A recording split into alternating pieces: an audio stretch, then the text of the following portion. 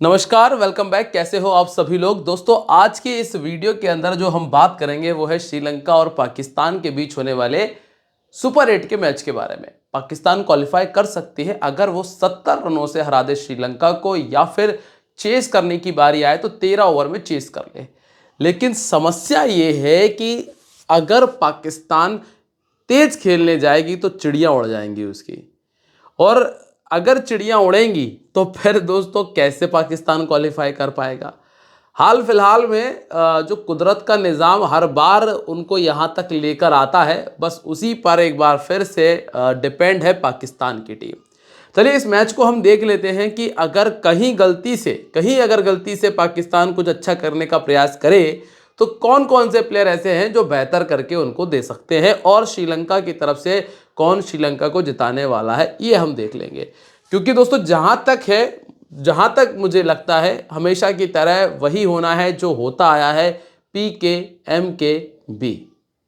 समझ गए होंगे आप लोग मैं क्या कहना चाह रहा हूँ। चलिए सबसे पहले यारो चैनल को सब्सक्राइब कर लो और बेल आइकन पर प्रेस कर देना, जिससे कि होगा ये कि जो आने वाली क्रिकेट की अपडेट्स हैं वो आपको मिल जाएंगी। प्लस टेलीग्राम ज्वाइन कर लो। टेलीग्राम का जो लिंक है वो मैंने वीडियो के डिस्क्रिप्शन और कमेंट सेक्शन में आप लोगों के लिए रखा हुआ है, जाकर ज्वाइन कर लीजिएगा। चलिए बात करते हैं वेन्यू के बारे में। मैच होगा पल्ले केले इंटरनेशनल क्रिकेट स्टेडियम पे। इस मैदान के ऊपर ना टोटल 34 मैचेस हुए हैं, और जिनमें से 17 बार पहले बैटिंग करने वाली टीम ने, 15 बार सेकंड बैटिंग करने वाली टीम ने मैच को विन किया। दोस्तों, पहली चीज़ है श्रीलंका को हराना, और दूसरी चीज़ है श्रीलंका को श्रीलंका में हराना। ये नामुमकिन सा आपको लगेगा जब आप श्रीलंका से खेलेंगे श्रीलंका के अंदर, क्योंकि जो विकेट है वो टर्निंग तो मिलने ही वाला है। साथ ही साथ जो श्रीलंका के कमाल के स्पिनर हैं वो बहुत अच्छा करते हैं, और श्रीलंका के जो बल्लेबाज हैं वो इस स्पिन को अच्छे से खेलना जानते भी हैं। और ग्राउंड इतने बड़े हैं, इतने बड़े ग्राउंड हैं कि आप 200 से ऊपर के स्कोर के बारे में बहुत मुश्किल से सोचोगे। क्योंकि अगर आप ये पिछले कुछ मैचेस उठाकर देखोगे तो आपको देखने मिलेगा बामुश्किल 170 180 का स्कोर बन रहा है। मान लीजिए कि अगर पाकिस्तान एक बार 180 बना भी देती है तो श्रीलंका को 100 रन के अंदर आउट करना पड़ेगा, तो करीब करीब 100 110 के अंदर आउट करना पड़ेगा, और जो कि नामुमकिन है कम से कम पाकिस्तान के लिए। तो क्योंकि पाकिस्तान खुद 110 पे ऑल आउट होने वाली टीम है, वो दूसरे को क्या ऑल आउट करेगी। ठीक है, जिसके खुद के घर कांच के होते हैं वो दूसरों पे पत्थर नहीं फेंका करते, बस वही स्थिति है पाकिस्तान की। यहाँ पे आप देखिए भैया हुआ क्या है, जरा समझ लेते हैं। 3 मैच ऐसे हुए हैं जहां पर ओपनर ने स्कोर किया है, यह आप देख लीजिए। 3 मैचेस में ओपनर ने स्कोर किया है, तो मतलब हमें ये बिल्कुल दिमाग में रख लेने वाली चीज़ है कि ओपनर्स आपके लिए ज़रूरी पिक बन जाते हैं। सेकेंड इनिंग में नंबर 3, 7 नंबर, 1 नंबर, और यहाँ पर भी 1 नंबर। तो सेकेंड इनिंग में भी टॉप ऑर्डर बहुत अच्छा कर रहा है, और बड़े कमाल की बात यह है कि सेकेंड इनिंग में 100 भी बने हैं 2 मैचेस में। एक बार यहाँ 100 था, एक बार यहाँ 100 था, यहाँ पे 64 का स्कोर है। पहली इनिंग में 62, 56, 32 और 63, मतलब दोनों इनिंग में अगर देखा जाए तो एक एक 50 तो हमें मिल रहा है। और जब एक 50 मिल रहा है दोनों इनिंग से, तो कैप्टन और वाइस कैप्टनसी की जो प्राइम चॉइस है वो बैट्समैन बनकर आ जाते हैं। क्योंकि दोस्तों अगर आपको एक 50 मिल रहा है बहुत आराम से, तो वो आपके लिए आराम से कैप्टनसी का काम कर जाएगा। दोनों इनिंग में ये काम टॉप ऑर्डर ने किया है। अब गेंदबाजों की अगर चर्चा करें तो दोस्तों यहीं से गिनना शुरू कर दो। 8 विकेट स्पिनर को मिले थे, 8 विकेट फास्ट बॉलर को मिले। यहाँ पे 12 विकेट थे स्पिनर्स के, तो टोटल 20 हो गए। 20 के बाद 7 विकेट यहाँ पर हैं, तो टोटल आपको 27 विकेट स्पिनर के हो गए। 27 और 6 33 विकेट।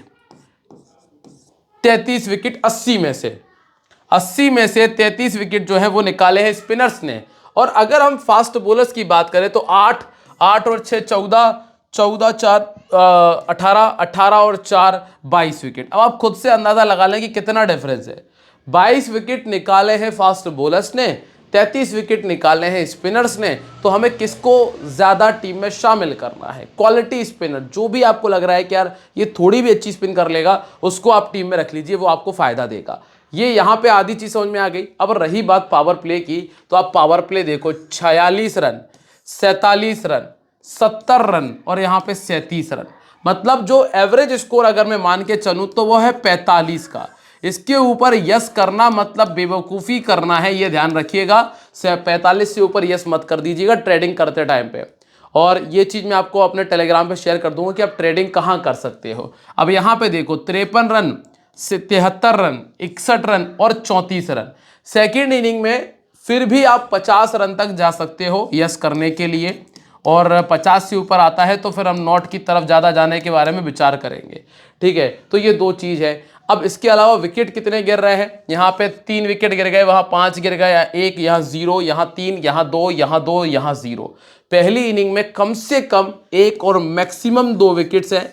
सेकेंड इनिंग में कम से कम 1 विकेट आपको देखने मिल ही जाएगा, क्योंकि सेकेंड इनिंग में बैटिंग करना आसान हुआ है। ये था ग्राउंड। अगर ग्राउंड समझ लिया तो आधा पैसा ट्रेडिंग से कमा लोगे। ठीक है, अब बात करते हैं दोनों टीम्स की। पिछली बार जब श्रीलंका ने 160 बनाया था ना, ये उनसे 146 पे बना था। ठीक है, 13 ओवर में 12 ओवर का ये मैच था। अब आप समझ लीजिए कि 13 ओवर में इनसे चेस हो पाएगा या नहीं हो पाएगा। अब यहाँ देखिए 128 बनाए थे, पाकिस्तान ने 129 बनाया, वो भी 70वें ओवर में। ठीक है, अब स्कोर करने वाला प्लेयर यहाँ पे सनाका, हसरंगा है नहीं, पतिराना अभी है नहीं। यहाँ पे सलमान अली अगा 45, मोहम्मद वसीम 3 विकेट थे। लगभग टीम अलग है, तो यहाँ पे दिमाग लगाओ मत। अब हम सबसे पहले अगर बात करें प्लेइंग 11 की, तो दोस्तों प्लेइंग 11 में कोई भी चेंज होना मुझे लगता नहीं कि होने वाला है। सेम टीम आपको फिर से नजर आएगी। और यहाँ आप देखेंगे पतुम निशांका, मेंडिस, असलांका, पवन रत्नानायके, दशुन सनाका, कमिंदु मेंडिस, इसके बाद दुशन हेमंता, दुनित वेलालगे, इसके बाद चमीरा, तिक्षाना और मधु शनाका आपको मिल जाते हैं। ठीक है, इस मैदान के ऊपर सबसे अच्छा रिकॉर्ड अगर आपको किसी का मिलता है तो वो है ये 2 प्लेयर जो कि दोनों ओपन करते हैं। मैंने आपको क्लियर बताया था कि भैया यहाँ पे जो टॉप ऑर्डर है वो अच्छा करता है, हमने वेन्यू रिकॉर्ड में देखा था पीछे जाकर। अब आप देखिएगा दोनों जो ओपनर्स हैं उनका रिकॉर्ड देख लो, आपको ऑटोमेटिक समझ में आ जाएगा। नीचे आओगे तो एवरेज कैसा हो गया, 16 का, 35 का, 26 का, 17 का। ये 35 का पवन रत्नानायके का अच्छा है, इन्होंने एक 50 बनाया।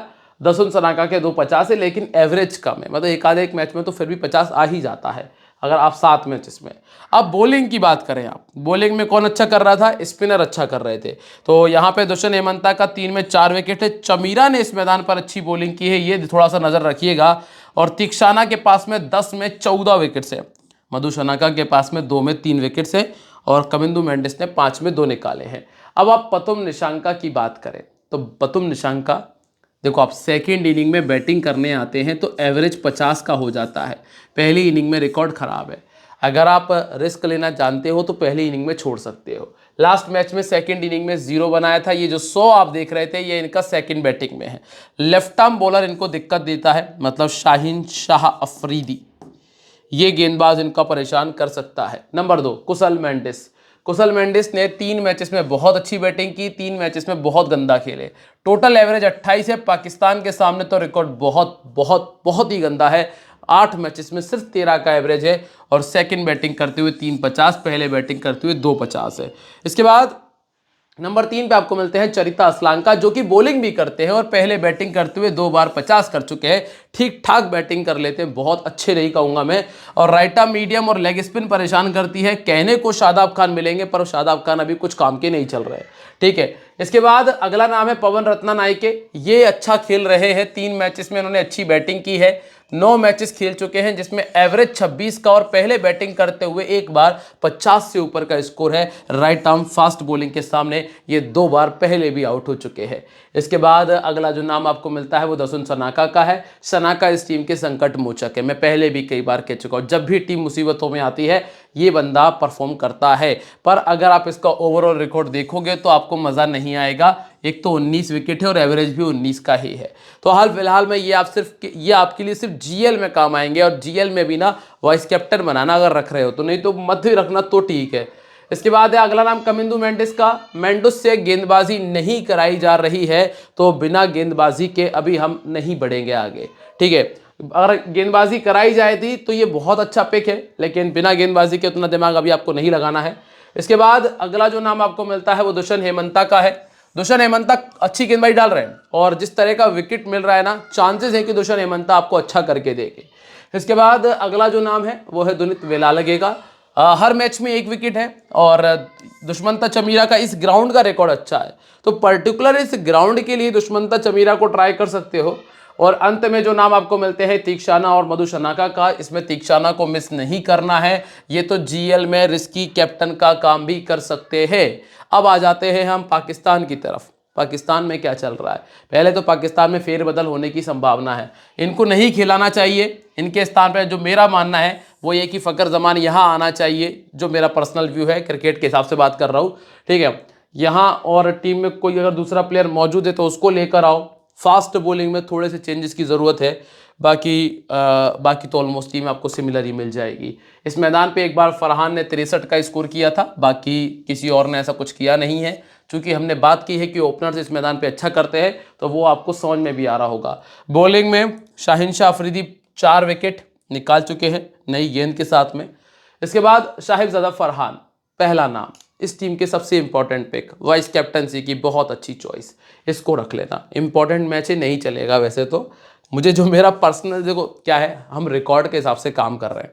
रिकॉर्ड कह रहा है कि अच्छा खेल रहे हैं, रखो, वाइस कैप्टन बनाओ, पर जो दिल कह रहा है ना, वो अच्छे मैच में इनका मेन खिलाड़ी ही नहीं चलेगा जो हर मैच में स्कोर कर रहा है, ठीक है। अगला नाम है साइम अयूब, 21 का एवरेज है, 5 बार 50 किया 40 इनिंग में, मतलब एक 50 बनाने के लिए ना 8 इनिंग का इस्तेमाल कर रहा है एक ओपनर, और जो कि इनका मेन प्लेयर है, जिसके गुणगान गाते फिरते हैं जमाने भर में, जिसका कंपैरिजन आप करोगे तो कहीं अभिषेक शर्मा से करते हुए मिलेंगे, कभी ईशान किशन से करते हुए मिलेंगे, मतलब कुल मिला के, और 29 विकेट है, ठीक है।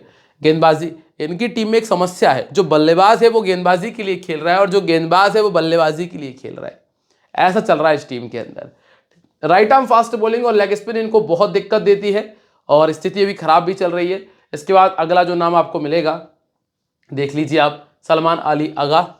ये बेमतलब के कप्तान हैं, इन्होंने 40 इनिंग में 6 बार 50 किया है, पर ज़्यादातर टाइम छोटी टीम से इनके सामने रही हैं। थोड़ी बहुत गेंदबाजी कर लेते हैं, पर मैं अभी इन पे इतनी फोकस नहीं कर रहा हूं, क्योंकि अगर तेज खेलने की ज़रूरत पड़ेगी टीम को तो फिर ये आपके शायद ज़्यादा काम ना आ पाए। उसमें ही एक नाम आपको बाबर आजम का भी मिलेगा। बाबर आजम और सलमान अली आगा, ये दो ऐसे प्लेयर हैं जो तेज खेलने में सहायता नहीं कर पाएंगे, क्योंकि एक तो स्ट्राइक रेट 90 का, किसके सामने? श्रीलंका के सामने। एवरेज 19 है, और अगर आप अंतर्राष्ट्रीय रिकॉर्ड देख रहे हो तो 127 का इनका स्ट्राइक रेट है। राइट आर्म फास्ट बॉलिंग के सामने दिक्कत आती है। फिर आते हैं फ़कर ज़मानी, ये लड़का, ये बंदा इंपॉर्टेंट पिक है इस टीम के लिए, जो अगर कुछ कर सकता है तो वो यही है, फ़कर ज़मान। 135 का स्ट्राइक रेट है। चूँकि श्रीलंका के सामने बहुत गंदा खेला है, पर फिर भी अच्छा खिलाड़ी है कम से कम इस फॉर्मेट का। तो इसके बाद शादाब खान को शायद बाहर जाना पड़ सकता है, अबरार की जगह बन सकती है। इनके बारे में विचार हम टॉस के बाद करेंगे, क्या स्थिति बनती है। टीम अगर पहले बैटिंग करेगी तो सोचेंगे, क्योंकि फिर बैटिंग आ जाएगी।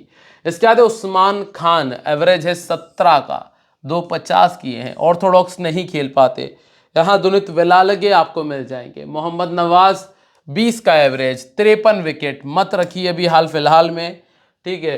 फिर अगला नाम है शाहीन शाह अफरीदी, 27 में 35 विकेट। पसंद करते हैं श्रीलंका के सामने बॉलिंग करना, क्योंकि पहले जब 2 बार गेंदबाजी की थी 6 विकेट निकाले थे। और उस्मान तारिक अभी रिसेंटली अच्छा कर रहे हैं। जब तक मिस्ट्री बने हुए हैं तब तक अच्छी बात है, जिस दिन मिस्ट्री खत्म हो जाएगी उस दिन धुआं धुआं हो जाएंगे। इसके बाद है सलमान मिर्ज़ा, ये अच्छा गेंदबाज है, 15 में 22 विकेट है, ये अच्छी बॉलिंग करता है सलमान मिर्ज़ा इनका, ठीक है। कैप्टन वाइस कैप्टन देख लीजिए, साहिबजादा फरहान, साइम अयूब और कुशल मेंडिस, प्रथम निशांका, उस्मान तारिक और तीक्षाना को आप ट्राई कर सकते हो। अब ज़रा कैप्टन वाइस कैप्टन के बाद टीम की बात कर लेते हैं दोस्तों। अगर चीज़ें बेहतर तरीके से समझ में जब आ जाती हैं तो वीडियो को लाइक और कमेंट करना तो बनता है, तो लाइक कमेंट शेयर। इसके बाद के मेंडिस, जमान, फरहान, निशांका, रत्नानायके, आयूब, दुष्मंता, वेलालगे, अफरीदी और उस्मान तारिक को टीम में जगह दी है। अब फेरबदल तो संभव है और टॉस के बाद संभव है, और टॉस के बाद वाली चीज़ें कहाँ मिलेंगी? टेलीग्राम पे। तो अगर ज्वाइन नहीं किया है तो कर लीजिए, इसका लिंक डिस्क्रिप्शन, कमेंट सेक्शन दोनों जगह मैंने दिया है। अब मैं मिलूंगा आप लोगों से अपनी अगली वीडियो में, तब तक के लिए दोस्तों बाय, जय हिंद, जय महाकाल।